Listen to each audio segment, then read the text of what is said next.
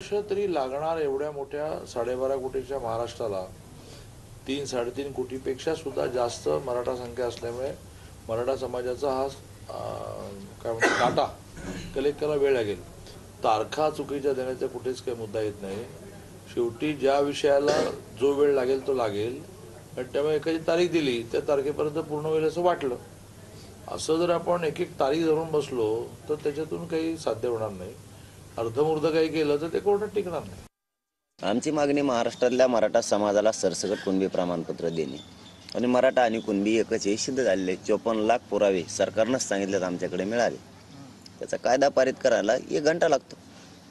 Data गोळा करायला मागासले सिद्ध करायला आम्ही ते आरक्षण कोर्टात वरचं मागितलेलंच नाही. ते 50% वर जातं. मी पहिल्यापासूनच बोलतोय त्या विषयावर.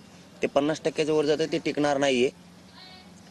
आणि त्यांनी जे त्यांच्या मनात आहे ते बरोबर बोलून दाखवलंय सरकारच्या की त्याला वेळ लागणार आहे. आणि आम्ही त्याची मागणीच नाही. मराठ्यांची मागणी ओबीसी प्रवर्गातून मराठा समाजाला आरक्षण देणे, आमची ती मागणी नाही. त्याला 1 वर्ष लागू शकतो, 50 वर्ष लागू शकते. आणि चंद्रकांत दादा असल्यावर तर 100% 50 वर्ष लागू शकते.